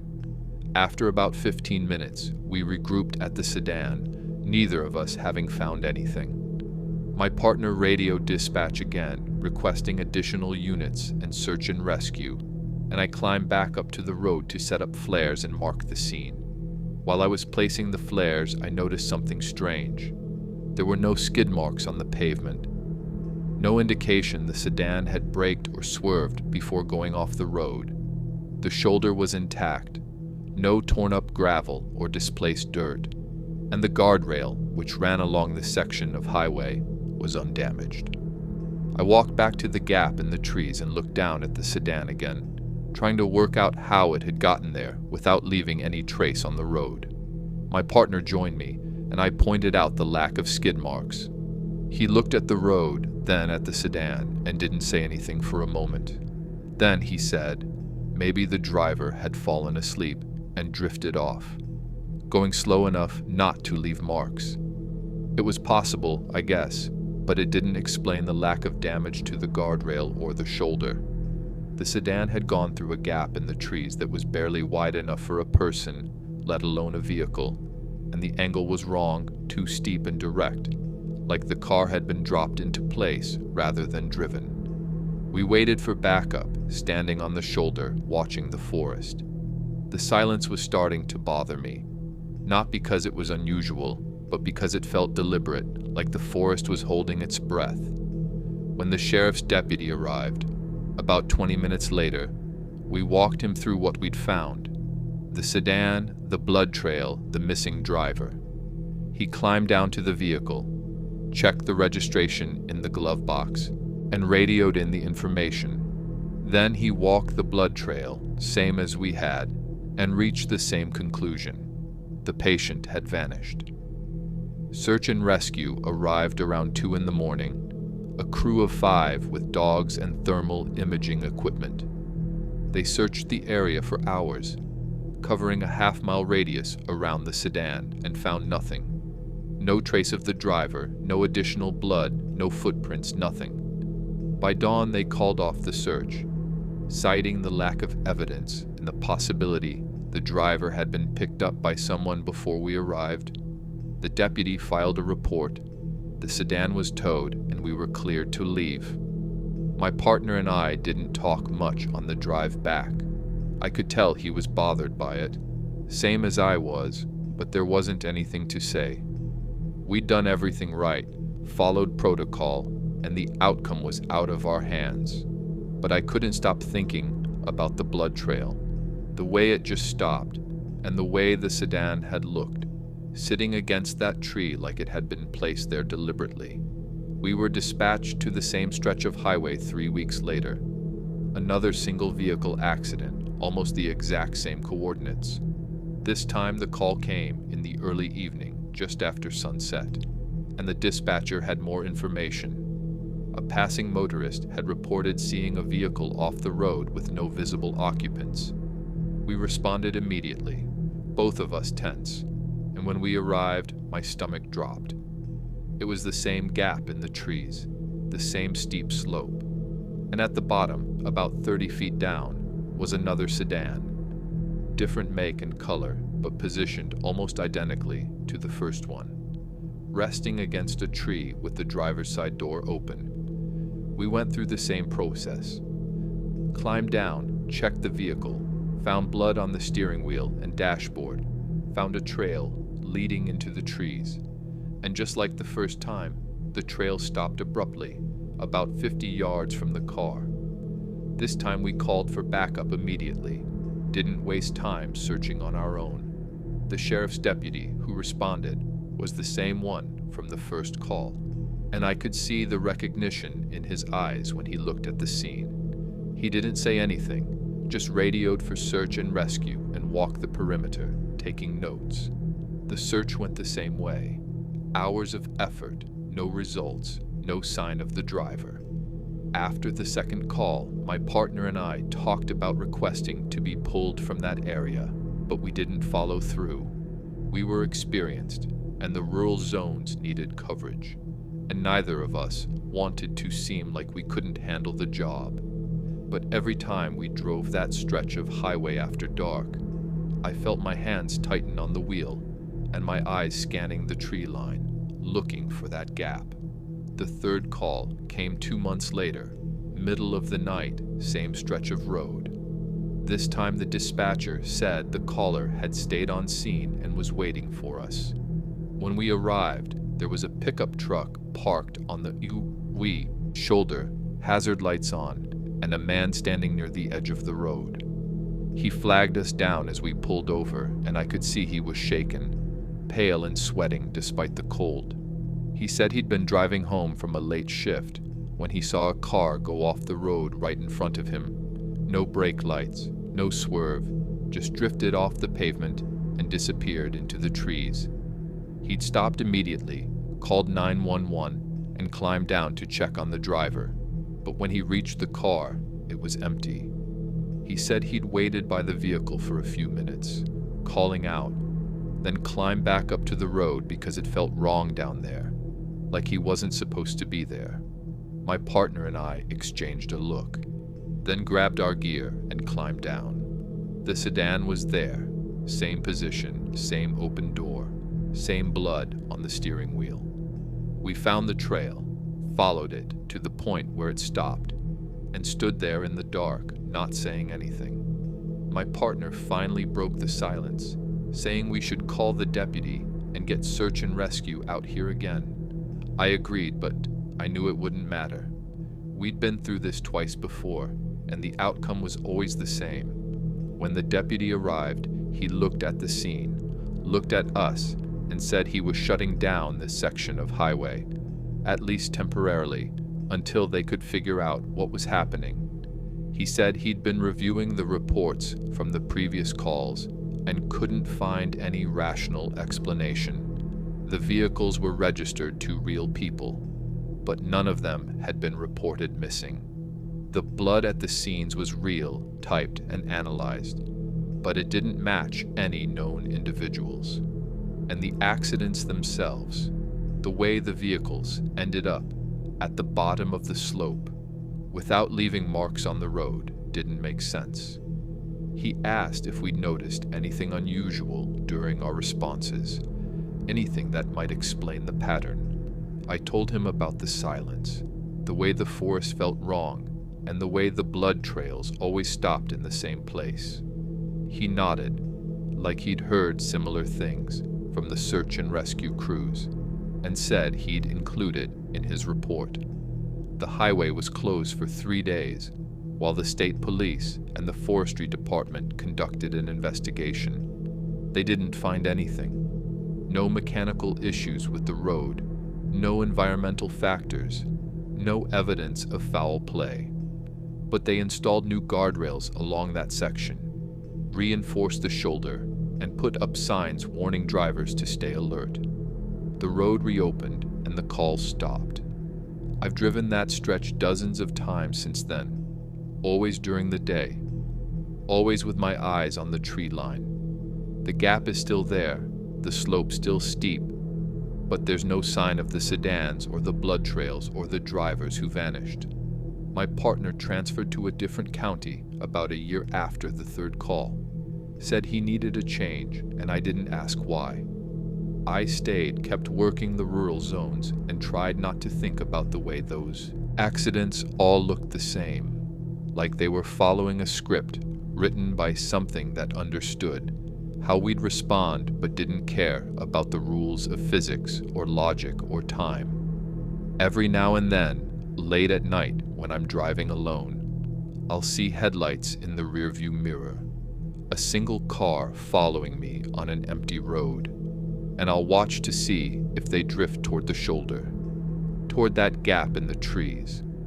And I'll wonder if I'll get the call again, if I'll climb down that slope and find another sedan resting against a tree, another blood trail leading nowhere, another driver who disappeared into a forest that doesn't give anything back. The 7th account involves someone who managed a small motel along an old scenic highway, learning that some guests check in but never quite check out. The previous owner told me the motel had been closed for 3 years when I bought it that spring, and he seemed relieved to be selling, even at the low price we'd settled on. He said the building was solid, the location was good for travelers taking the scenic route through the mountains, and the utilities were paid up through the end of the month.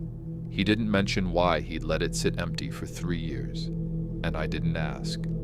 I was looking for a project, something to rehab and run on my own terms, and the motel fit the criteria. It was a small operation, just 12 rooms arranged in an L shape, with an office at the front and a residence unit at the back where the owner could live on site. The building dated from the 50s, built during the heyday of the old highway, before the interstate diverted most of the traffic. The rooms were dated but functional, and the property had potential. Decent parking, a view of the mountains, and enough isolation to appeal to people looking to get away from the busier tourist areas. I spent the first month cleaning and making repairs, patching the roof, repainting the exterior, replacing old mattresses and fixtures, and upgrading the plumbing. The office needed the most work, the desk and filing cabinets water damaged and the wiring outdated.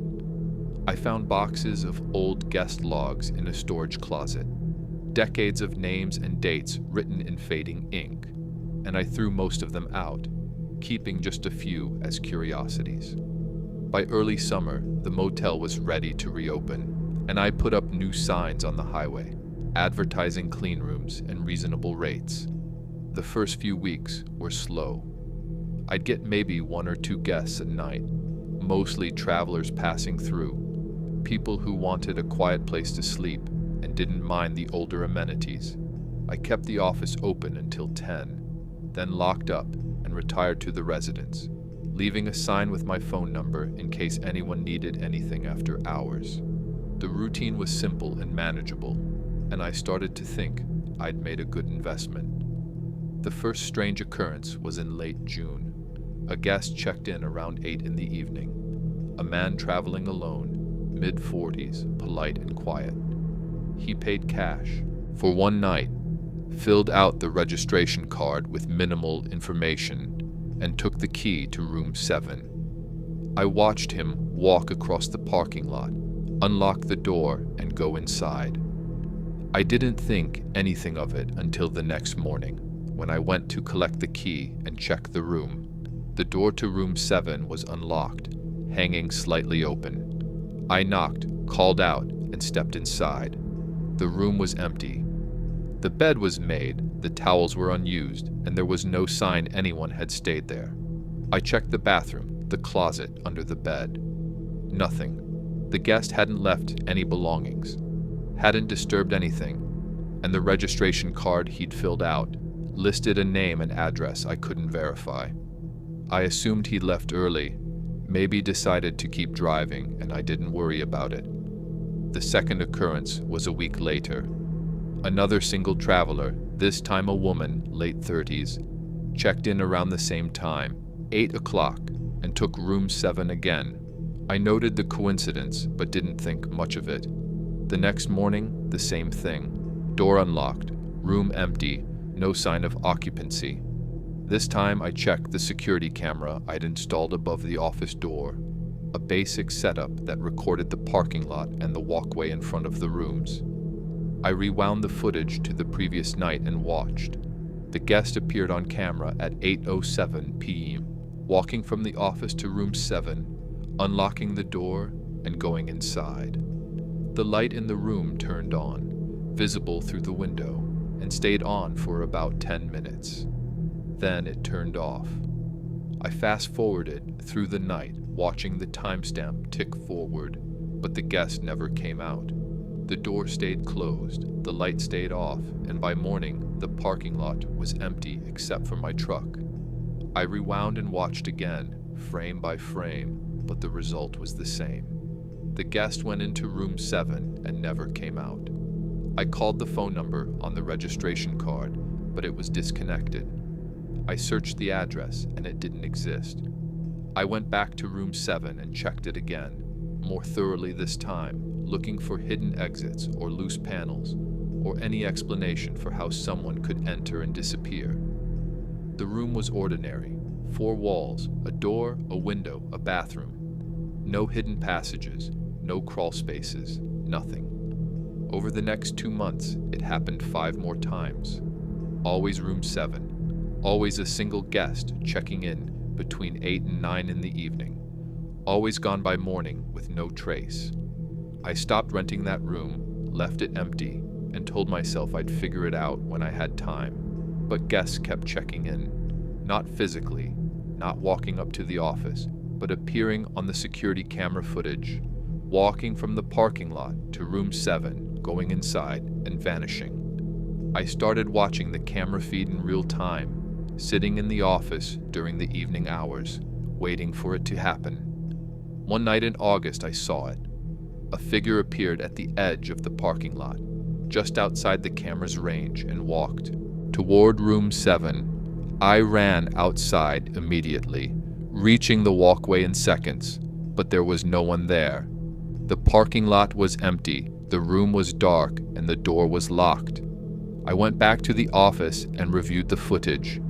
The figure was there, clear as day, walking to the room and going inside. I called the previous owner and asked if he'd experienced anything unusual when he ran the motel. There was a long silence on the line, and then he said yes, in a way that sounded like he'd been waiting for me to ask. He said room 7 had always been a problem, that guests would check in and disappear, that he'd tried to explain it to the police, but they'd thought he was either lying or delusional. He said it had started happening more frequently in the last year he operated the motel, and it was one of the reasons he decided to close and sell. He told me to lock the room and stop renting it, said it wasn't worth the trouble or the questions it would raise. I took his advice and locked room 7 permanently, removing it from the available inventory. But locking the door didn't stop the figures from appearing on the camera footage. Every few nights, I'd see someone walk to the room, stand in front of the door, and disappear. Sometimes they'd try the handle. Sometimes they'd knock. Sometimes they'd just stand there before vanishing. I stopped watching the footage after a while, stopped checking the room, and told myself it was a technical glitch, a loop in the recording, something I'd fix when I upgraded the system. The motel operated normally for the rest of the summer and into the fall. I had regular guests in the other rooms, and no one mentioned anything unusual. I avoided room 7, kept the curtains closed, and didn't talk about it. But one night in October, I was locking up the office when I heard a knock on the door of room 7. 3 slow, deliberate knocks, clear and unmistakable. I froze, staring across the parking lot at the dark room, and listened. The knocking came again, same rhythm, same volume. I grabbed a flashlight and walked to the room, my hand shaking, and stood in front of the door. The knocking came a third time from inside, and I put my hand on the handle. It was cold, colder than the night air, and I could feel vibrations through the metal, like something was moving inside. I unlocked the door and pushed it open. The room was empty, dark, cold, and empty. I swept the flashlight across the interior, checking every corner, and found nothing. The knocking had stopped, and the room was silent. I stepped inside, letting the door close behind me, and stood in the center of the space, listening. The air felt heavy, dense, and I could feel a pressure building, like the walls were contracting. I backed toward the door, fumbling for the handle, and as my hand closed around it, I heard a voice. It was faint, distant, like someone speaking from the other end of a long tunnel. I couldn't make out the words, just the tone, calm, conversational, asking a question. I didn't answer. I pulled the door open and stepped outside, locking it behind me, and walked back to the residence. I didn't sleep that night. The next morning, I called a locksmith and had the door to room 7 replaced with a solid steel one, no window, and a deadbolt I could lock from the outside. I told him it was for storage, for liability reasons, and he didn't ask questions. After he left, I locked the door and put the key in a drawer in the office, and I didn't go near that room again. The figures kept appearing on the camera footage, walking to room 7, standing in front of the new door and disappearing. But the knocking stopped and the room stayed silent. I've run the motel for 3 years now, and I've never rented room 7 again. Guests sometimes ask about it, noticing the steel door and the lack of a room number, and I tell them it's undergoing renovations, that it's not available. Most accept the explanation, but a few look at the door too long, like they can feel something off about it. I've thought about tearing down the building, bulldozing the whole motel, and starting over. But I can't afford it, and part of me wonders if it would even make a difference. The problem isn't the room, or the building, or even the land. It's something else, something connected to this stretch of highway, this specific location, and I don't think destroying the physical structure would change that. Late at night, when the motel is quiet and the other guests are asleep, I'll sometimes see a figure on the camera footage, standing in front of room 7, their hand raised like they're about to knock. And I'll watch from the office, waiting to see if the door opens, if they disappear, if anything changes. So far, the door stays closed, but I know it won't stay that way forever. Something about room 7 is patient, persistent, and eventually it'll find a way through that steel door, or it'll stop needing the door at all. And when that happens, I don't know if locking up and walking away will be enough. The 8th and final story comes from someone who worked for the State Highway Department, tasked with surveying old mountain roads for potential closure and discovering that some roads resist being forgotten. The project manager handed me the assignment in early March, a list of abandoned and decommissioned roads in the Appalachian region that needed final documentation before the state could officially remove them from the records. Most were logging roads or access routes that hadn't been maintained in decades, and my job was to drive or walk each one, take photographs, note the condition, and recommend whether they should be gated, barricaded, or left as is.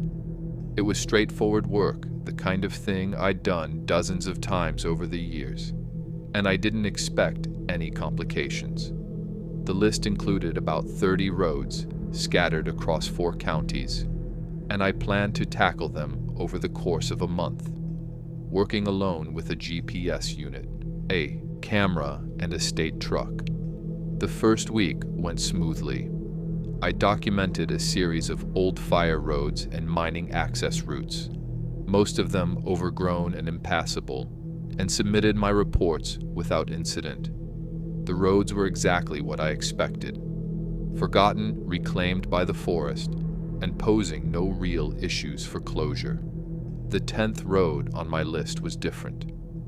It was identified on the map as Old State Route 47, a section that had been decommissioned in the late 90s when a new highway was built to replace it. According to the records, the road ran for about 8 miles through a remote area, connecting 2 county routes, and had been officially closed for over 20 years. But the notes in the file mentioned complaints from local residents about people still using it, cutting locks on gates and ignoring closure signs. The project manager wanted a full assessment and a recommendation for more permanent barriers. I reached the southern entrance to Old State Route 47 around midday, a clear, cold afternoon with good visibility. The gate was there, heavy and rusted, with a chain and a state lock that looked new. Someone had tried to cut it. Deep gouges in the metal, but the lock had held. A sign next to the gate read "Road closed, no public access," and beyond it, the pavement stretched into the trees, cracked and faded but intact. I took photos of the gate and the sign, then climbed over and started walking. The road was in better shape than I expected. The pavement was worn and patched with weeds pushing through the cracks, but it was still clearly a road, not just a trail. The forest on both sides was dense, mostly hardwoods with thick underbrush, and the road climbed steadily, winding through a series of curves and switchbacks. I walked for about a mile, taking photos every few hundred feet, noting the condition and marking the location on my GPS. Everything seemed routine. Then I noticed the tire tracks, fresh ones, multiple sets, pressed into the soft dirt at the edge of the pavement. I stopped and crouched down, examining them. They were recent, maybe a day or two old, and they suggested multiple vehicles had come through, driving in both directions. I stood up and looked back toward the gate, trying to work out how anyone had gotten past the lock. The gouges suggested they'd tried to cut it, but the lock was intact, and there was no other access point I'd seen. I kept walking, following the tracks, and after another half mile, I came to a vehicle parked in the middle of the road. It was a sedan, older model, dark blue, with no visible damage.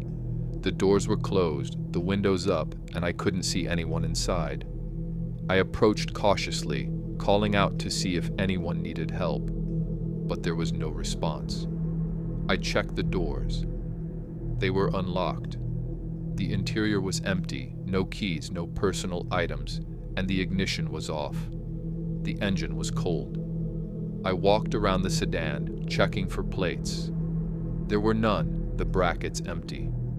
I took photos from every angle, then marked the location on my GPS and kept walking. About a quarter-mile further, I found another vehicle, this time a pickup truck, positioned the same way. Parked in the middle of the road, doors closed, empty. Then another sedan, then an SUV, then another truck. By the time I'd walked 3 miles, I'd counted 9 vehicles. All empty, all positioned identically, all without plates. I stopped and reviewed the photos I'd taken, trying to make sense of what I was seeing. The vehicles were different makes and models, spanning several decades, but they all shared the same characteristics. No plates, no keys, no signs of recent occupancy. I checked my phone. There was no signal. I debated turning back and reporting what I'd found, but I was already halfway through the road, and I wanted to document the entire length before making recommendations. I kept walking, and the vehicles continued to appear, one every few hundred yards, always positioned in the center of the road. By the time I reached the 4-mile mark, I'd counted 23 vehicles.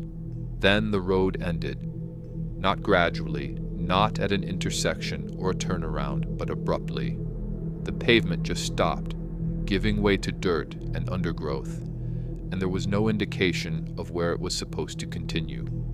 I checked my GPS, and according to the map, I was still in the middle of the 8-mile stretch, with 4 more miles to go, but the road was gone. I turned around and walked back, retracing my steps, checking the vehicles I'd passed. They were all still there, exactly as I'd found them. When I reached the sedan I'd first encountered, I stopped and took more photos, zooming in on the details. The dust on the dashboard, the faded upholstery, the empty brackets where the plates should be. Then I heard an engine start. It was behind me, back toward the point where the road had ended. I turned and stared down the pavement, listening. The engine sound grew louder, closer, and I could hear tires on the pavement, the rhythmic crunch of gravel under weight. Then headlights appeared, dim and yellow, emerging from the curve I'd just walked around. A vehicle was coming toward me. I stepped off the road, into the shoulder, and watched. It was a sedan, similar to the first one I'd found, driving slowly, steadily, its headlights cutting through the afternoon light. As it approached, I raised my hand, waving it down, but it didn't slow. It passed me without stopping, without the driver even glancing in my direction, and continued down the road. I watched it drive past the parked vehicles, weaving slightly to avoid them, and disappear around the next curve. I ran after it, moving as fast as I could, but by the time I rounded the curve, it was gone. The road ahead was empty, just the same line of parked vehicles stretching toward the gate. I stood there, breathing hard, and tried to rationalize what I'd seen. Maybe the driver hadn't seen me. Maybe they were trespassing and didn't want to stop. Maybe I just missed them when they turned off onto a side road I hadn't noticed. But there were no side roads. I'd walked the entire length, and the road was continuous, no turnoffs, no intersections. I kept walking, faster now, passing the vehicles, without stopping to photograph them, and reached the gate just as the sun was starting to dip below the ridgeline. The lock was still intact, the chain still secure, and there were no fresh tire tracks in the dirt around the gate. Whatever I'd seen, it hadn't come through here. I climbed back over the gate, got in my truck, and drove to the nearest town with cell service. I called the project manager and told him I'd completed the survey of Old State Route 47. that I'd found multiple abandoned vehicles and recommended immediate closure with permanent barriers. I didn't mention the vehicle I'd seen driving, didn't mention the way the road had ended prematurely, didn't mention the way my GPS had stopped making sense halfway through. He said he'd process my report and assign a crew to install the barriers. A week later, I was called into his office. He showed me a map of Old State Route 47, pointing to the section I'd surveyed, and said the crew had gone out to install the barriers but couldn't find the road. They'd located the southern gate, same as I had, but when they climbed over and walked in, the pavement ended after about a mile, giving way to overgrown forest. They'd walked several miles further, checking the coordinates, and found no trace of the road I'd documented. No pavement, no vehicles, no signs of recent use. He asked if I was sure I'd surveyed the right location, and I showed him the photos I'd taken. He looked at them carefully, zooming in on the details, then said the photos showed a road that didn't match the current condition. He said the pavement in my photos looked too intact, too well preserved, like I'd photographed a road that had been maintained, not one that had been closed for 20 years. He asked if I'd accidentally surveyed a different route, and I said no, I'd followed the GPS coordinates exactly. He didn't argue, just filed my report and said they'd remove Old State Route 47 from the records as planned. But before I left, he mentioned that I wasn't the first surveyor to have trouble with that road. He said another employee had tried to document it back in 2015 and had reported similar findings. Vehicles that shouldn't be there, GPS coordinates that didn't match the terrain, a road that ended in the wrong place. That surveyor had quit shortly after, and the project had been shelved until now. I asked why they'd sent me if they knew there was a problem, and he said they'd hoped it was an isolated incident, a mistake or a misunderstanding. He said now that I'd confirmed the pattern, they were going to close the file permanently and stop trying to document that stretch. He thanked me for the work and reassigned me to a different region. I drive past the southern entrance to Old State Route 47 sometimes, on my way to other assignments. The gate is still there, the lock still intact, and the sign still warns against trespassing. But sometimes, late in the day when the light is low and the shadows are long, I'll see tire tracks in the dirt near the gate, fresh ones, leading under the chain and onto the pavement beyond. And I'll wonder if the road is still there, if the vehicles are still parked in that impossible line, and if someone else is walking that route, taking photographs, trying to document something that doesn't want to be forgotten.